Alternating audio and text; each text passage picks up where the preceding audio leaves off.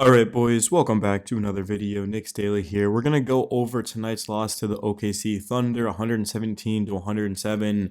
I'm going to call this a disappointing loss. I thought through the first three quarters the Knicks were the better team, and especially being without Mitchell Robinson and Miles McBride, I was very pleased. You're on the road. The Thunder had won, I think, 14 straight games. Now, obviously, OKC's without some guys like Chet Holmgren and Al Caruso, so I guess you can say it was fair. But the Knicks, that fourth quarter, they just collapsed. They didn't shoot the ball well, and they gave up a ton of easy points. What I'm going to remember the most about this game is going to be Aaron Wiggins, who had 15 of his 19 points in the fourth, 4 of 6 from 3, just got unbelievably hot out of nowhere. But that's the Thunder for you. Their role players step up. Shea got it done, 33 points, 12 of 26. Jalen Brunson, on the other hand, was 9 of 23. Did have 9 assists, 22 points. But Brunson just disappeared in the second half. Mikal Bridges had an amazing first half. Second half was pretty much non-existent. And then Karl Anthony Towns and Josh Hart, I thought they kept us afloat in that second half. Cat had 17 points and 22 boards, just absolutely dominated. Of course, Isaiah Hartenstein. And then Josh Hart at 19 points, 7 boards, and 2 assists.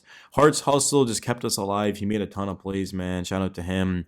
But really, what this game came down to was just in the fourth quarter, the inability to knock down shots, especially timely ones. If the Knicks had been able to just outshoot the Thunder in the fourth, they could have got here with a win. Again, I mean, because they had such a big second quarter, they didn't need a big fourth quarter. They just needed to basically trade buckets, but they weren't able to do that. And you just look at the efficiency. The Knicks shot 28.1% from 3, 9 of 32.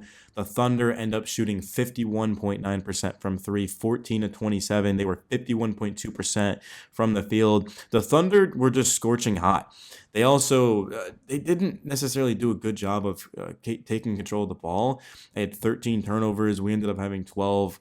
I don't think it was a sloppy game. It's just the Knicks for 3 quarters were great, and then for 1 quarter they were just very, very bad, and that's what it came down to. But if you want to take a glass half full approach, which I think you should, I don't think anybody should be devastated. Let this ruin your night. The Knicks were going up against probably the best team in basketball on the road. Their starters, the lowest amount of minutes played by a starter in this one for the Knicks was 40 minutes by Jalen Brunson. The highest was 44 by Hart. Precious 8 minutes, Campaign 8 minutes, Landersham at 14 minutes. The Knicks only play 3 guys off of their bench. The Thunder, on the other hand, they end up playing 5 guys off of their bench. And you look at Aaron Wiggins, he had 19, which was more points than the entire Knicks bench by a lot. I mean, we had 5 off of the bench. Wiggins had 19. They also got 8 from AJ Mitchell. I don't even know who that is. Isaiah Joe had 7. Kenrich Williams had 4, and Jalen Williams had 6. So even Jalen Williams with 6 points outscored our entire bench. Like Jalen Williams, Nick knocked down 2 threes in 8 minutes. Shea was amazing. Brunson was, for Brunson standards, I don't think he played the best. I'm not saying we lost because of Brunson. We definitely lost because of our defense, but it's just, yeah, how do you expect to win when your bench doesn't do much? Their bench does well. Shea goes off. Your star guard doesn't. And then Cat, from a rebounding standpoint, was amazing.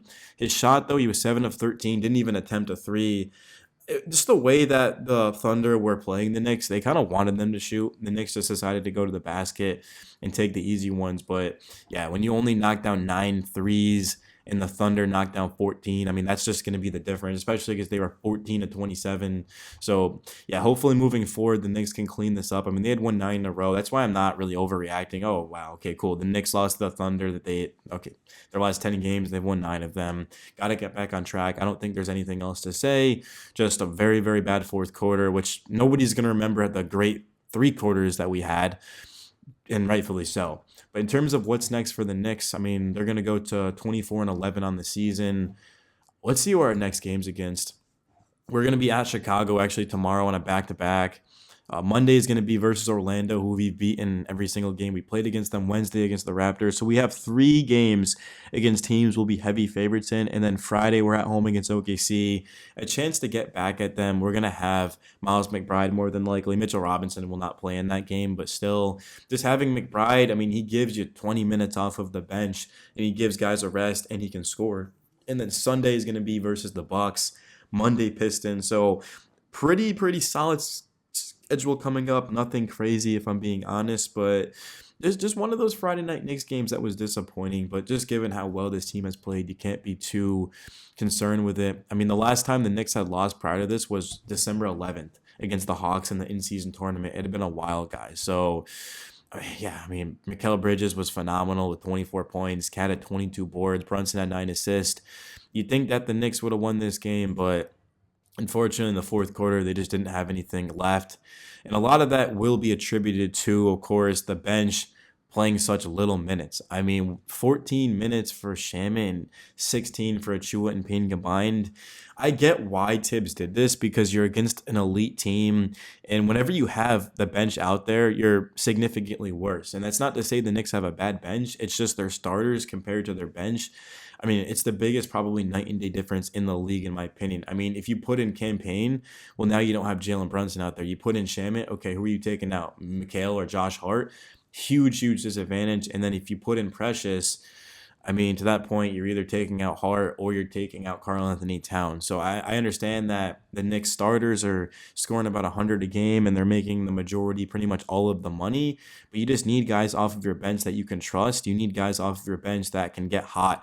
Like Aaron Wiggins won the Thunder this game. Shea was phenomenal, absolutely. But they won this game because of their bench. And Aaron Wiggins in the fourth quarter decided to erupt. And the Knicks have just got to be better, man. I mean, they should have won this game. I mean, you look at the first two quarters. I mean, the Knicks, they got outscored by 3 in the first, but then they outscored the Thunder by 15 in the second.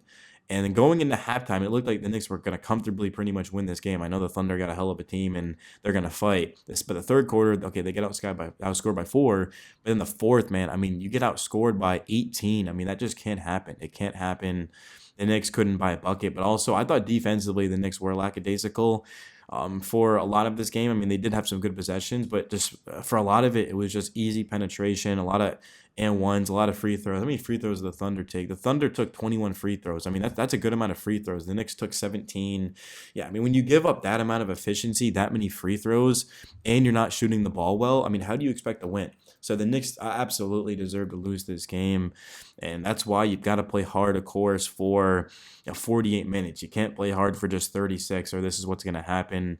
But the Knicks, I expect them to respond. They'll be back. They'll probably get another win streak going. This is just a bump in the road. But yeah, absolutely, the Knicks have been beating up on bad teams. They finally got an elite team, and they lost.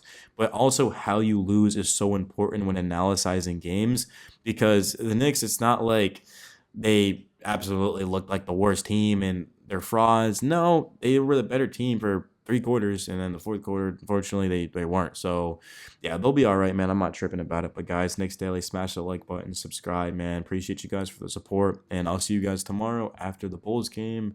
Go Knicks, Knicks tape. Back on track, man. That's the best thing about losing, or the best thing. The only good thing about losing is if you have another game the next day to get back on track. But with a back-to-back and the Knicks starters having played this much of a workload, I mean, thankfully it's the Bulls. Because if this was a very good team, I mean, I think the Knicks might be in trouble, but peace.